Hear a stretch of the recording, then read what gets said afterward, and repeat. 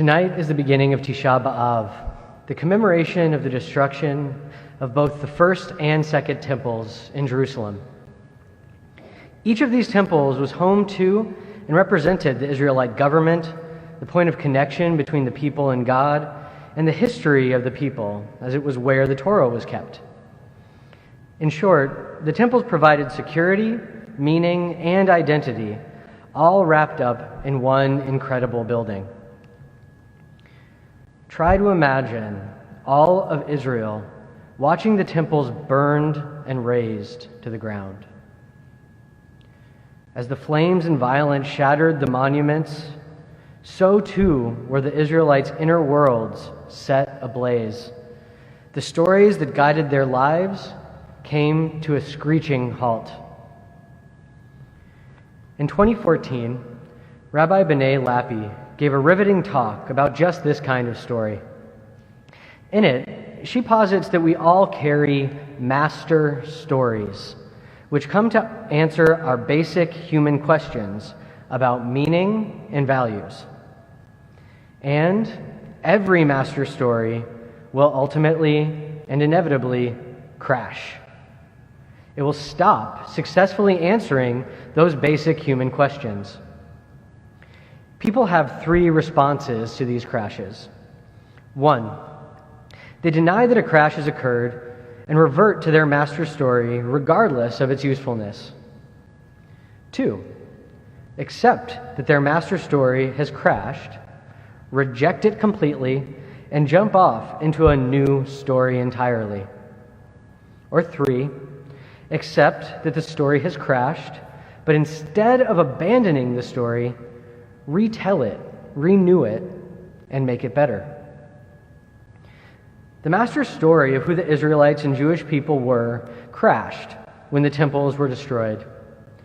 The ancient Jews lost the answers to their basic human questions that were made manifest in the temples. They interpreted these destructions as divine punishment. In response, the security, meaning, and identity of the people of Israel was projected into a future time when they would merit the rebuilding of the temple, the installation of a righteous Israelite king in the line of David, and the direct connection between the people and God being reestablished, and the identity of the people once again being solidified and unified around one magnificent structure. The first time the temple was destroyed, option 1, holding on to the old story and in this case projecting it into the future, worked rather quickly as their hopes came true. They returned from exile and rebuilt the temple about 60 years later, eventually even gaining full independence under a new monarchy. After the second destruction, that same version of option 1 lasted for about 1,800 years, with some stops and starts. When modernity arose and Jews of the West were emancipated, the master story of future redemption through a rebuilding of the temple crashed for many. Those who adopted modernity chose option 3, to rewrite the story completely, some becoming reformers, some becoming Zionists. Another group of Jews stuck with option 1, and this led to the rise of Orthodoxy. One of the most compelling responses to the crash in modernity was written and propagated by a handful of rabbis emeriti of this very community. Rabbi Samuel Adler, David Einhorn, and Kaufman Kohler, amongst others, convened the first conference for American Reform Judaism in Philadelphia in 1869.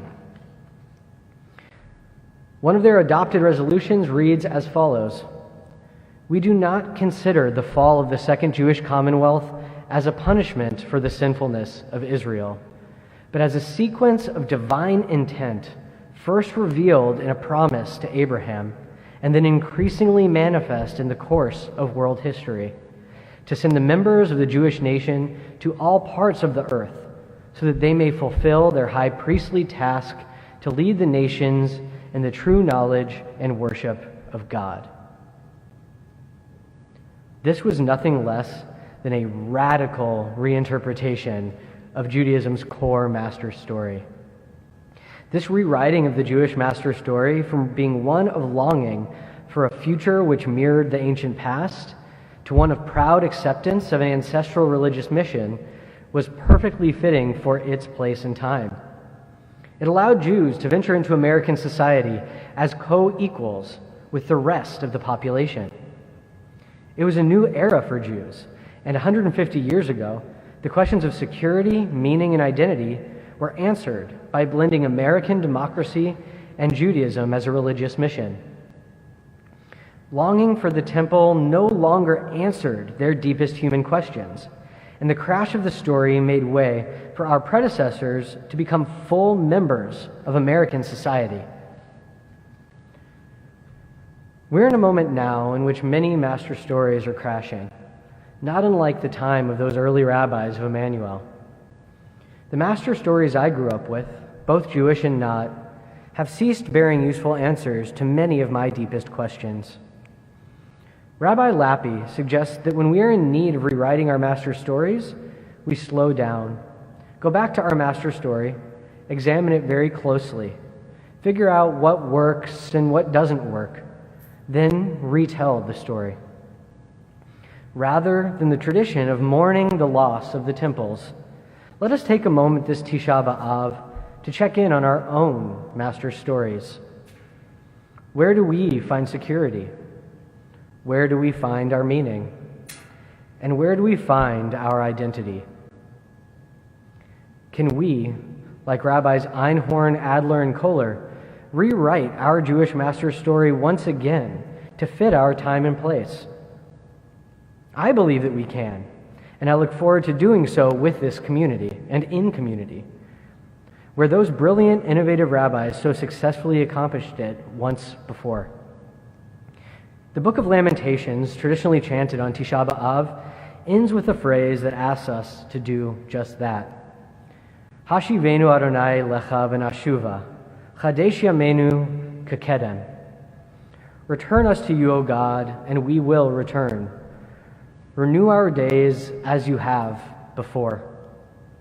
Again and again, we Jews have returned to our master stories to renew them. May this Tisha B'Av provide you a chance to create anew from our old stories and return again to that core place of human meaning and values. Ken Yehi Ratzon.